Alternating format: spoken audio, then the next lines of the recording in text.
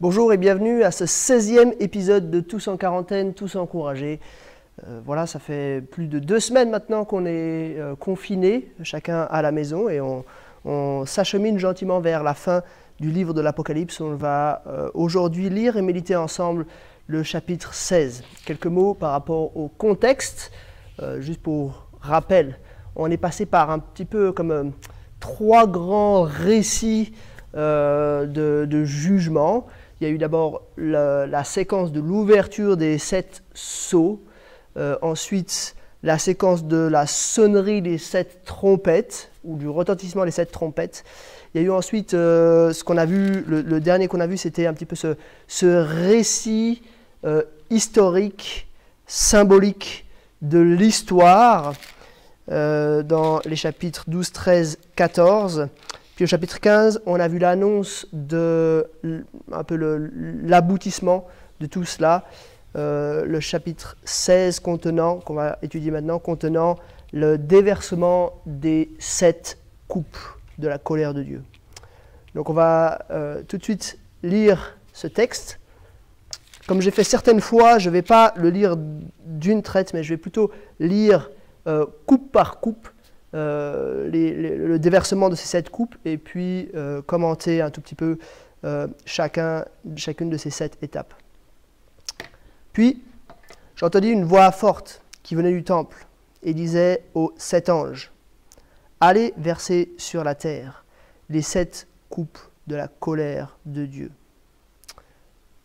Premier élément, on voit que ça vient du temple, c'est ordonné du temple, au même titre que l'ouverture des sceaux avait été faite par l'agneau lui-même, au même titre que les sept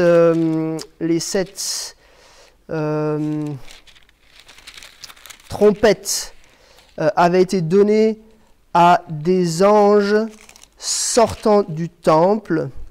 Je vous relis juste, c'est chapitre 8, verset 2. Puis je vis les 7 anges qui se tiennent devant Dieu, 7 trompettes leur furent données, un autre ange vint et se plaça vers l'autel, et ça vient aussi du temple, et ces anges sont envoyés pour sonner. Et maintenant, de nouveau, du temple viennent les 7 anges qui vont déverser les 7 coupes sur la terre. Première coupe, le premier ange partit et versa sa coupe sur la terre. Et un ulcère mauvais et douloureux frappa les hommes qui portaient la marque de la bête et qui adoraient son image. Première plaie, donc des ulcères, bien sûr, ça nous rappelle le livre de l'Exode, c'était une des 10 plaies, la 6e plaie, dans Exode 9, c'était des ulcères, donc des douleurs qui sont occasionnées. Ça nous rappelle aussi le chapitre 13 avec cette bête et cette image de la bête. Donc c'est ces adorateurs-là. On avait dit à ce moment-là qu'il y avait comme 2 armées qui se dressaient. Il y avait au chapitre 14 l'armée des adorateurs de l'agneau, et puis au chapitre 13, l'armée des adorateurs de la bête. Donc ces adorateurs-là sont seuls atteints par ce premier jugement. Verset 3. Le deuxième ange versa sa coupe sur la mer, et elle devint du sang, comme le sang d'un mort. Tous les êtres vivants qui étaient dans la mer moururent. Voilà, deuxième élément, la mer qui devient du sang, une mort totale. Ça nous rappelle, lors de la sonnerie de la 2e trompette, c'était aussi la mer qui avait été atteinte, mais c'était seulement un tiers de la mer, alors qu'ici, c'est tous les êtres vivants qui sont dans la mer qui meurent. Donc il y a comme une montée en puissance. Verset 4. Le 3e ange versa sa coupe sur les fleuves et sur les sources d'eau, et ils devinrent du sang. Alors j'entendis l'ange en charge des eaux dire, « Tu es juste, toi qui étais, toi le saint, parce que tu as exercé ce jugement. Ils ont versé le sang des saints et des prophètes, et tu leur as donné du sang à boire, ils le méritent. Et j'entendis de l'autel une voix qui disait, « Oui, Seigneur Dieu Tout-Puissant, tes jugements sont vrais et justes. » Troisième catastrophe, hein, c'est donc l'eau, non seulement de la mer, mais c'est l'eau potable, hein, l'eau des sources et des fleuves qui est changée en sang. Donc voilà, c'est une catastrophe terrible. Et puis il y a une petite prise de recul hein, d'un ange qui constate que c'est juste. Ces adorateurs-là ont tué les prophètes et les saints et les prophètes. On peut penser aux martyrs de la cinquième, lors de l'ouverture du 5e sceau. On a là voilà, ces gens-là qui sont morts dans l'histoire et la justice finale est rendue. Et puis il y a une voix de l'autel qui s'exclame, hein, oui, Seigneur Dieu Tout-Puissant, tes jugements sont vrais et justes. Il y a quelque chose de terrible dans ces jugements de l'Apocalypse, mais il y a quelque chose de juste en fait. On ne doit pas être surpris, c'est simplement logique qu'on en vienne là. On continue avec le verset 8. Le 4e ange versa sa coupe sur le soleil et lui fut donné de brûler les hommes par son feu. Les hommes furent brûlés par une grande chaleur et ils blasphémèrent le nom de Dieu qui a autorité sur ces fléaux.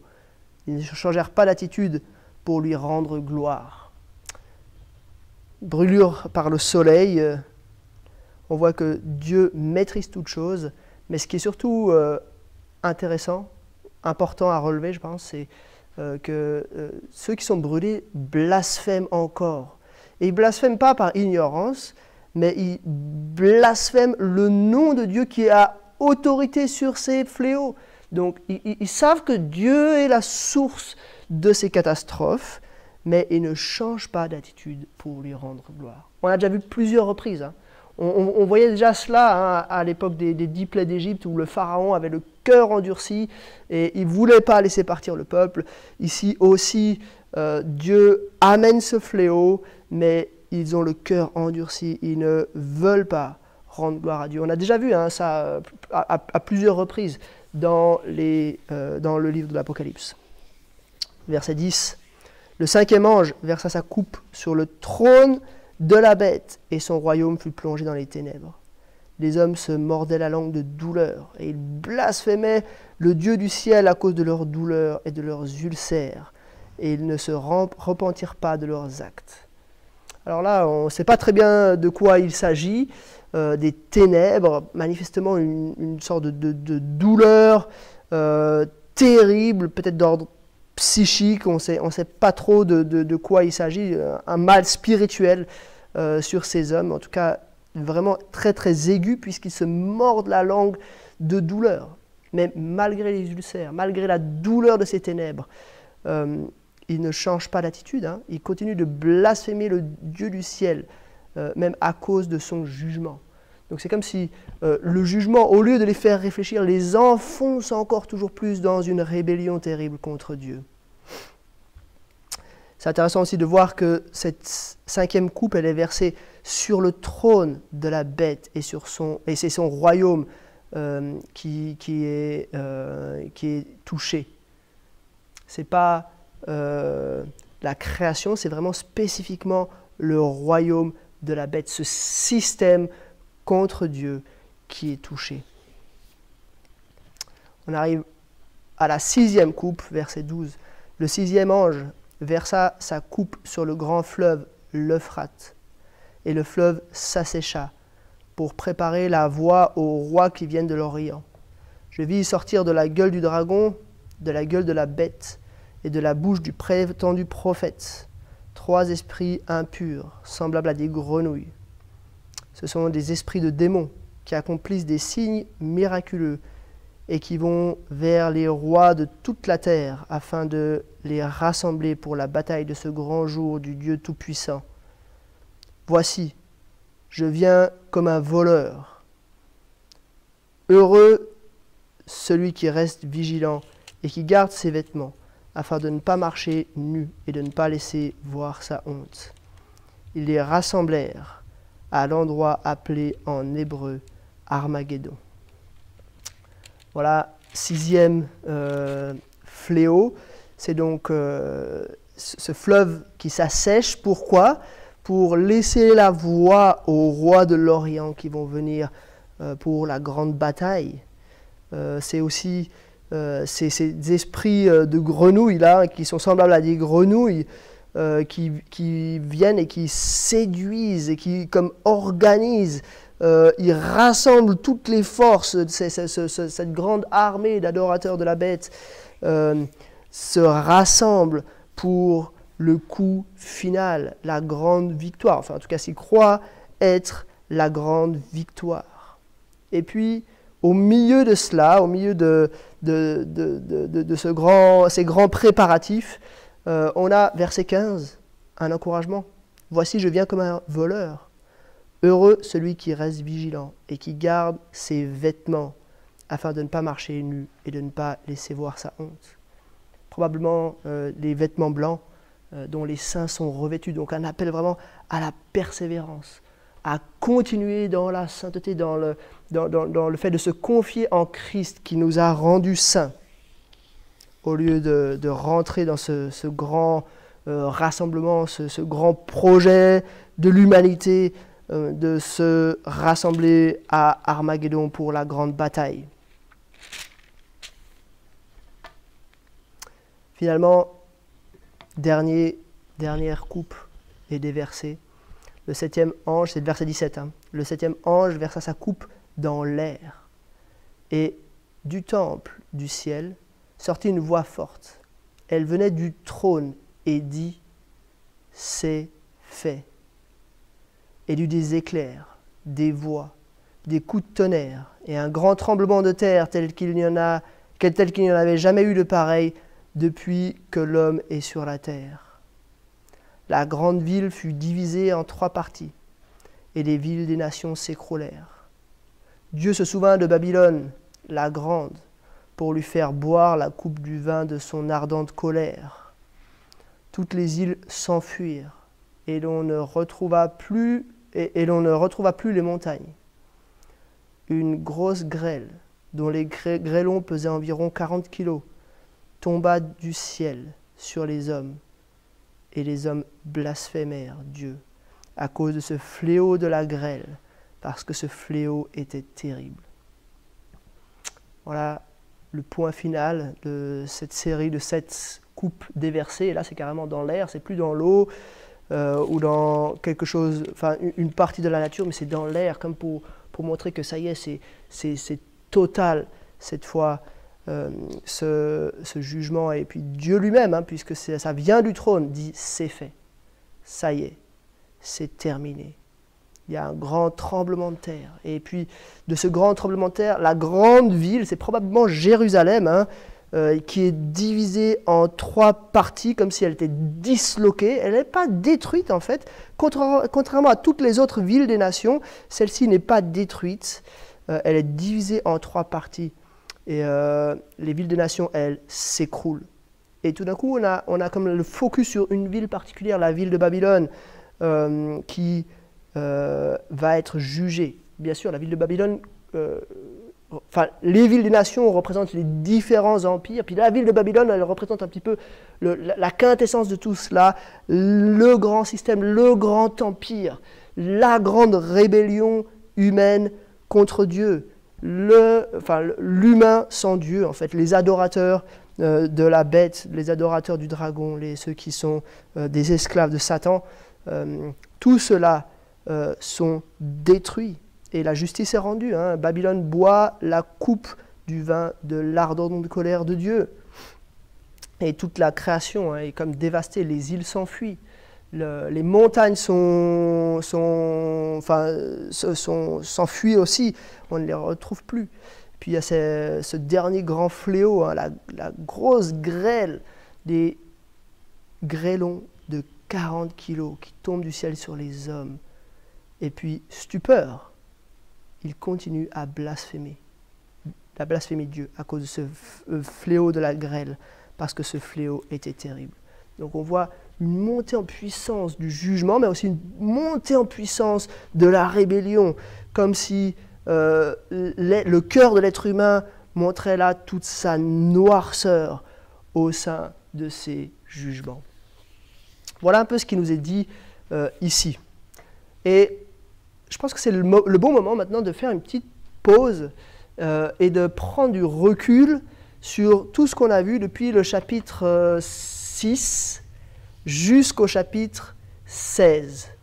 Je ne sais pas si vous avez remarqué, mais on a vu comme 4 grandes histoires. Et j'essaie de représenter ça de manière très très succincte, très schématique dans un tableau. Voilà, j'espère que c'est lisible. On a comme 4 grands récits qui se suivent dans le livre de l'Apocalypse entre le chapitre 6 et le chapitre 16. On a 16, 17 et 18, en fait, on peut aussi les inclure, parce qu'en fait, 17 et 18, c'est comme un zoom sur cette dernière grande destruction de la ville de Babylone. Et en fait, 17 et 18 vont être un peu comme mis en parallèle, on verra, avec ce qui suit, donc la mise en place de la nouvelle Jérusalem, et la destruction de la grande Babylone, et la mise en place, il y a une ville qui est définitivement détruite, et une nouvelle ville, la nouvelle Jérusalem, qui va être mise en place. Mais bref, prenons un peu de recul sur cela. On a vu d'abord l'ouverture des 7 sceaux, ensuite il y a la sonnerie des 7 trompettes, ensuite il y a c'est ce grand récit avec la femme, l'enfant, le dragon et les 2 bêtes. Et puis finalement, il y a le déversement des coupes. Et puis, on fait naturellement le constat qu'il y a des séries de 7 à chaque fois. 7 sceaux, 7 trompettes.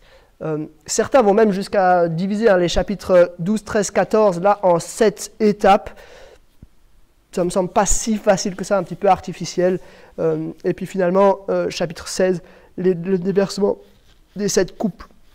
Qu'est-ce qui nous est dit ici? Je vous rappelle un tout petit peu.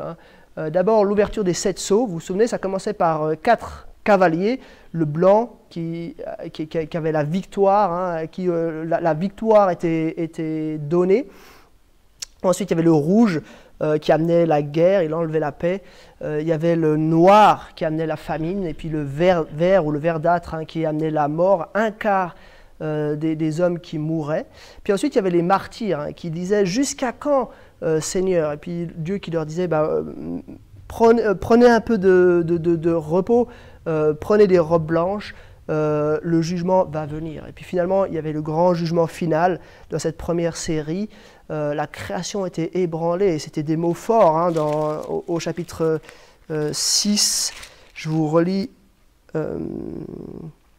Il y avait déjà eu un grand tremblement de terre, le soleil était devenu noir comme un sac de crin, la lune entière était devenue comme du sang, les étoiles qui étaient tombées sur la terre comme des figues vertes d'un figuier secoué par un vent violent.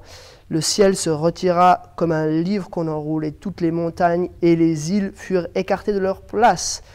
Les rois de la terre, les grands, les chefs militaires, les riches, etc., ils se cachent et ils demandent aux montagnes tomber sur nous. Et puis ils finissent avec cette question, comme une rébellion suprême. En effet, le grand jour de sa colère est venu, et qui peut résister? Puis après, il y avait eu cette vision du peuple de Dieu, chapitre 7, les 2 visions, les 144 000, puis la foule innombrable. Et puis au chapitre 8, une demi-heure de silence. Il y eut dans le ciel un silence d'environ une demi-heure. Et puis ça avait donné, ça avait comme amené à la deuxième série, les 7 trompettes. Première trompette, c'était... Et puis là, il y avait toujours un tiers de destruction. La grêle et le feu qui amenaient à la brûlure d'un tiers des terres, un tiers des arbres et toutes les herbes vertes. Ensuite, il y avait cette montagne qui tombait dans la mer, une montagne embrasée par le feu qui tombait dans la mer, et puis un tiers des mers qui deviennent du sang, un tiers des créatures qui vivent dans les mers qui meurent, et un tiers des bateaux qui sont détruits. Ensuite, on avait cette étoile qui s'appelle Absinthe, qui était tombée sur les sources d'eau et sur les fleuves et qui les avait contaminés en les changeant en sang, et beaucoup d'hommes qui meurent à cause de ces eaux parce qu'elles étaient devenues amères. Le quatrième, c'était les astres qui étaient frappés, hein, un tiers du soleil, un tiers de la lune, un tiers des étoiles qui s'obscurcissent et la clarté qui diminue. Et ensuite, on avait eu ces deux grandes invasions, hein. Premièrement, les sauterelles qui tourmentent les hommes pendant 5 mois. Et puis finalement, la grande bataille, c'était des 200 millions de cavaliers qui venaient depuis au-delà de l'Euphrate. Hein, vous vous souvenez, hein, c'est les 4 anges qui sont enchaînés près du grand fleuve l'Euphrate. Donc ces 4 anges relâchent en quelque sorte ces cavaliers. Et là, c'est un tiers de l'humanité qui meurt. Et puis finalement, il y avait les 2 visions, le petit livre et puis la vision de cet ange qui... Enfin non, le petit livre, c'est vraiment l'ange qui annonçait la fin. Et puis ensuite, les 2 témoins qui sont protégés, qui vont être mis à mort et qui vont ressusciter, etc. Et puis la 7e trompette, c'était en fait l'inauguration, l'instauration du royaume de Dieu sur terre. Et puis l'ouverture du temple qui est dans le ciel, et puis il y a comme la fusion de la terre et du ciel. Ensuite, il y a ce grand récit épique, vous vous souvenez, hein, chapitre 12, la femme, l'enfant, le dragon, c'était un peu 2 visions, une vision dans une perspective terrestre, une vision dans une perspective céleste. Ensuite, il y avait un focus sur la 2e partie, les 1260 jours, les bêtes, les 2 bêtes, hein, qui venaient comme lever une armée d'adorateurs qui persécutent ceux qui adorent Dieu. Et puis ensuite, chapitre 14, on avait la proclamation du jugement, cette vendange, cette moisson, et l'armée des adorateurs de l'Éternel qui sont autour du trône. Hein. Ils chantaient un cantique nouveau devant le trône, devant les 4 êtres vivants et les anciens. Donc personne ne pouvait apprendre ce cantique, excepté les 144 000 qui avaient été rachetés de la terre. Ça, c'était pour l'histoire du monde. Et puis ensuite, on a les 7 fléaux qui commencent par les ulcères, ensuite la mer changée en sang, les cours d'eau changés en sang, la brûlure du soleil, les ténèbres, la préparation de la guerre avec l'assèchement de l'Euphrate et la destruction finale, qui en fait, la destruction, elle s'étend, hein, au chapitre 18 et 19, on a la destruction, la chute de Babylone. Alors, quelques remarques sur ce tableau. On pourrait être tenté de forcer le trait pour trouver comme cette phase de l'accomplissement de la volonté de Dieu à un moment donné de l'histoire. Mais en fait, je pense que ce serait vraiment forcé. On a quand même des éléments qui se ressemblent. Si vous avez suivi toute la série, là, vous avez sans doute remarqué un certain nombre de similitudes, hein, entre ces 4 récits, mais il y a aussi des différences. Et du coup, je pense que ce serait dangereux d'essayer d'être trop strict sur une manière de voir ça comme des éléments qui sont exactement à chaque fois les mêmes, mais on peut quand même constater certaines choses qui se ressemblent. On a par exemple ici la mer qui est changée en sang, qui correspond bien avec ici la mer qui est changée en sang. On a les cours d'eau, un tiers des cours d'eau qui sont changés en sang, et puis là, un tiers, tous les cours d'eau qui sont changés en sang. On a, là c'est un petit peu différent, mais la perte de clarté et la brûlure du soleil. On a les sauterelles qui viennent amener les tourments, puis on a les ténèbres qui viennent apporter la grande douleur. On a les cavaliers qui viennent d'au-delà de l'Euphrate, puisqu'il y a les anges qui gardent l'Euphrate, hein, qui ont dû entrer en action. Et puis on a la préparation, l'assèchement de l'Euphrate pour la préparation de la grande bataille finale. Et puis finalement, on a l'ouverture du temple, l'inauguration officielle du royaume de Dieu, et puis on a la destruction finale.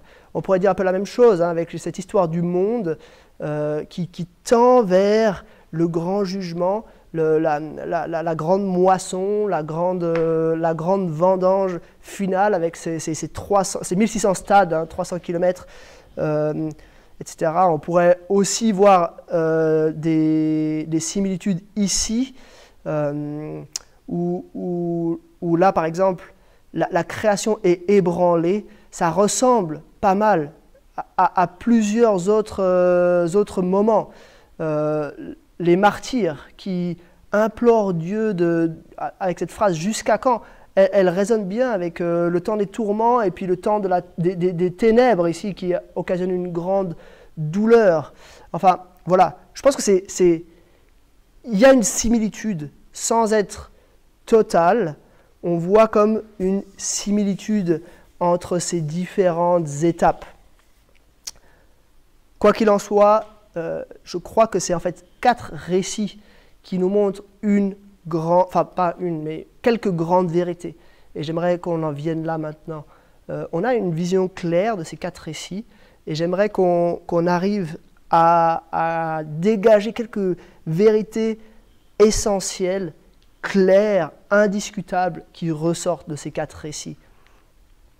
4 histoires qui nous montrent un combat.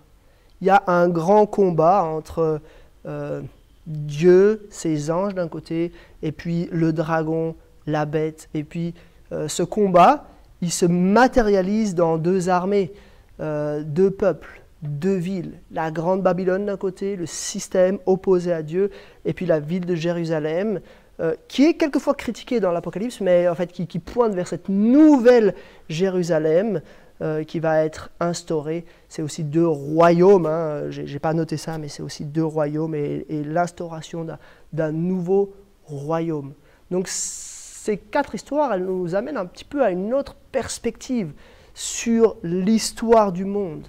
Elles nous montrent que ce n'est pas juste, pour l'époque de Jean par exemple, ce n'est pas juste l'Empire romain contre le judaïsme ou l'Empire romain contre les chrétiens. C'est pas juste pour d'autres histoires, hein, c'est pas juste un tyran contre le peuple de Dieu, mais c'est plutôt en fait un état général de toute l'histoire. Le peuple de Dieu est persécuté par le dragon, par Satan. En fait, il y a le peuple de Dieu, les adorateurs de Dieu, il y a le peuple de la bête, les adorateurs de la bête. Et il y a une guerre qui dure à travers toute l'histoire. Bien sûr, il y a eu des pics, on pourrait identifier certains pics dans l'histoire où ça a été plus flagrant. On pourrait identifier encore aujourd'hui des pays où ce combat il fait rage d'une manière plus saisissante. Mais en fait, ce combat, il se déroule à l'échelle de l'histoire. Ce n'est pas juste quelque chose qui arrivera à la fin des temps, mais c'est quelque chose qui se déroule au travers de l'histoire. Qu'est-ce qui est clair encore?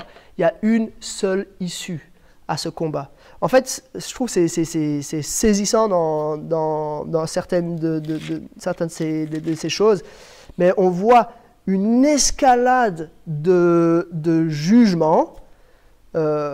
C'est par exemple ces 200 000 cavaliers lors de la 6e trompette. C'est par exemple lors du déversement de la 6e coupe, c'est ce rassemblement pour la grande bataille finale de tous les rois. Et il y a comme une quasi-victoire des adorateurs de la bête. Mais il y a un renversement à la fin. On voit une montée en puissance de choses terribles. On va revenir là. Hein. On voit à chaque fois une montée en puissance de choses terribles. Et c'est comme si même les 4 histoires, elles allaient crescendo dans la puissance. Hein. On a par exemple là un tiers des mers, et puis ici, on a la totalité des mers, un tiers des cours d'eau, la totalité des cours d'eau. Ici, on avait un quart des hommes qui meurent. Ici, on avait un tiers qui meurt. Et puis à la fin, tous meurent. Donc on a une montée en puissance générale, mais la surprise à chaque fois, c'est que ici, par exemple, il y a ces grands de la terre hein, qui posent cette question qui peut résister? Et puis juste après, on voit le peuple de Dieu, 144 000, une foule nombreuse, Ici, avec les cavaliers, c'est assez similaire. Hein. Pardon, les trompettes, c'est assez similaire. On a une montée en puissance et puis tout à coup, à la fin, on a le royaume de Dieu qui est inauguré. Ici, c'est la même chose. On a un combat qui fait rage à l'échelle de l'histoire et puis tout à coup, à la fin de ce combat, au chapitre 14, on voit justement le peuple de Dieu et le déclenchement du jugement. Et puis là aussi, on a ici une quasi-victoire avec la préparation de la grande armée. Et puis finalement, Dieu juste arrête tout avec ses grêlons, avec ce tremblement de terre qui détruit toutes les villes des nations, qui fracture la grande ville. On a donc un seul dénouement. Voilà, une seule issue. À la fin, de manière claire, et on va encore le voir dans la suite de l'Apocalypse, Dieu est vainqueur. Il n'y a pas une once de doute, ce n'est pas un vrai combat en fait qui est mené, mais c'est un combat dont on connaît déjà l'issue. Et puis, hop là, un déroulement maîtrisé.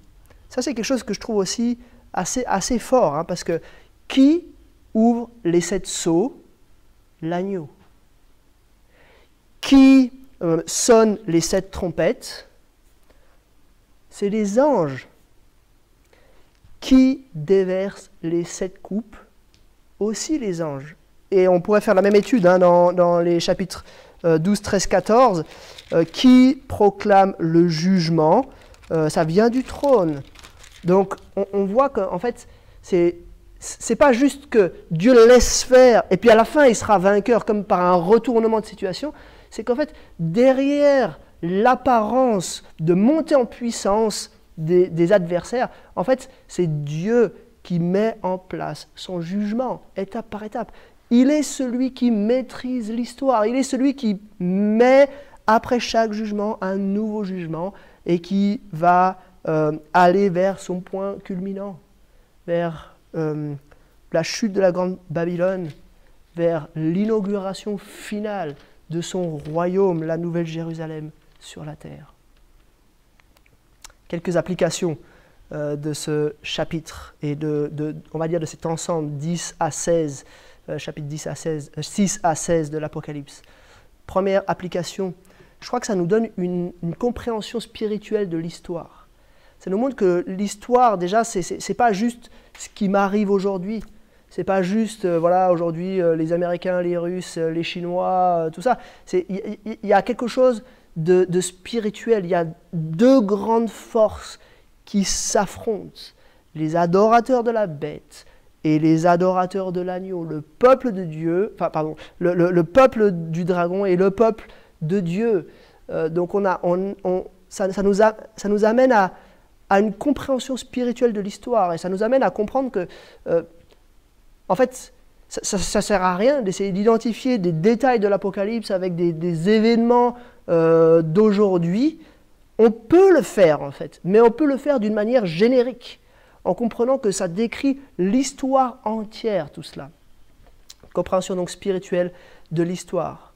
Bien sûr, il y a une montée en puissance, et bien sûr, il y aura sûrement un dénouement, des cataclysmes un peu finaux, peut-être. Mais disons, tout cela décrit vraiment une réalité qui couvre l'histoire entière. Deuxième point, ça nous amène une certitude quant au dénouement. Le fait de comprendre cette vision spirituelle de l'histoire renforce notre certitude. Et je crois que c'est vraiment le sens de la béatitude qu'on avait tout au début, hein, dans Apocalypse 1, verset 3. « Heureux celui qui lit et ceux qui écoutent les paroles de la prophétie et gardent ce qui s'y trouve écrit, car le moment est proche. » Autrement dit, les difficultés vont arriver, le combat va être dur, mais le dénouement est déjà connu. Il y a une certitude quant au dénouement. Et ça nous donne une grande confiance.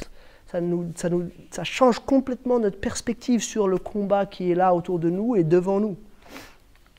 Troisième application, justement, c'est une annonce des difficultés. On peut avoir cette tendance d'être un peu victorieux avant l'heure. C'est vrai, le premier cavalier, le cavalier blanc, il annonçait un peu la victoire. Et on savait déjà du coup que la victoire était là, elle était promise. C'était une réalité avant l'heure. Mais il y a quand même des difficultés. Il y a quand même les persécutions. Il y a quand même la montée en puissance de l'opposition. Il y a quand même ce grand rassemblement pour la bataille finale. Enfin voilà, on voit que le peuple de la bête, les adorateurs de la bête, vraiment deviennent de plus en plus forts au long de l'histoire. Donc, on ne peut pas être victorieux avant l'heure.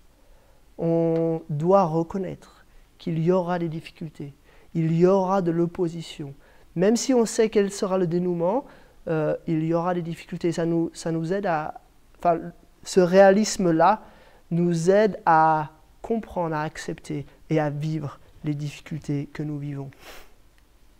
Et puis finalement, il y a un appel très fort à persévérer. En particulier dans ces paroles, hein, « Voici, je viens comme un voleur. Heureux celui qui reste vigilant et qui garde ses vêtements afin de ne pas marcher, de ne pas laisser voir sa honte. » Christ nous offre la sainteté. Tenons fermement ces vérités-là.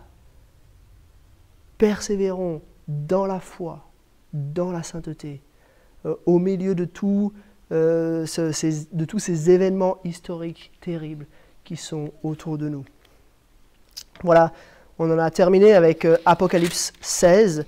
On va voir dans les prochains épisodes donc la chute de Babylone et puis ensuite la grande fête de la victoire et l'établissement définitif du royaume de Dieu.